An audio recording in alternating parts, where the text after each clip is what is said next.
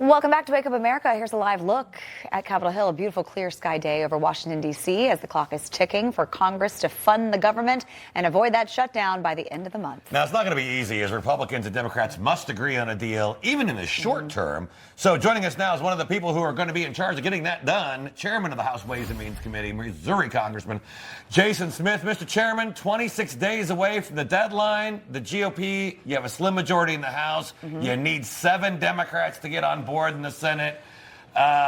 Is it going to get done here? You know, that's a great question. It's all up to the Democrats. Yesterday, you saw Senator Schumer over on the Senate side saying that that Trump is going to shut down the government. So that's telling you that the Democrats over there are not going to be cooperative. They need at least 7 to 8 Democrats because of the 60-vote rule. In the House side, we'll be able to deliver it. We'll be able to pass funding. We've been able to do it throughout the whole process. But unfortunately, in the Senate, you have to have 7 to 8 Democrats that will join with you to fund government, and they're already sending the signals that they're not going to work with President Trump.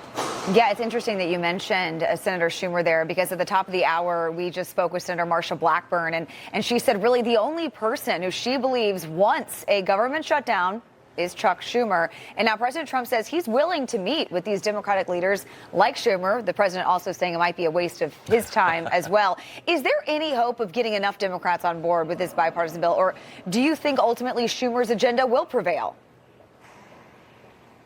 I absolutely believe that there is. You know, President Trump is a big negotiator. He'll negotiate with anyone to deliver for the American people. And I think that that's what you're going to see throughout this process. You know, I am so thankful that we were able to deliver the One Big Beautiful Bill, because that was the largest spending cuts in U.S. history at $1.5 trillion. The House has funded more than 50% of government so far. Unfortunately, it's been blocked in the Senate.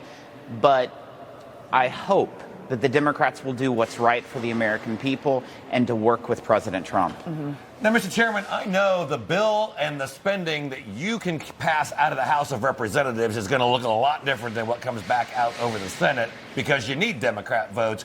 Are you guys in discussions right now across the aisle to see what's acceptable to the Senate or what must be done for the House to get on board? We've been in constant discussions for months now with the Senate and with our House counterparts, trying to figure out where is that balance that we can get government funding and deliver for the American people. It will happen. It's probably going to be pretty rocky and bouncy because of the uncertainty within the United States Senate, but we'll get it done. A rocky 26 days ahead. While we have you here, though, I know that members of the Trump administration met with House Republicans this week and insisted that the big, beautiful bill now be referred to as the Working Families Tax Cut. Why was that important here? Why is the messaging important here? You know, I've always referred it to as the Working Families Tax Cut, because the majority of the tax cuts within the One Big Beautiful Bill are all focused on working families, whether it's no tax on tips, no tax on overtime, increased child tax credit. These are all things that are deliverables for working families. And so that's what we've always said. And I think that the administration is right on par, where you need to communicate what's in the bill, which is tax relief for working families.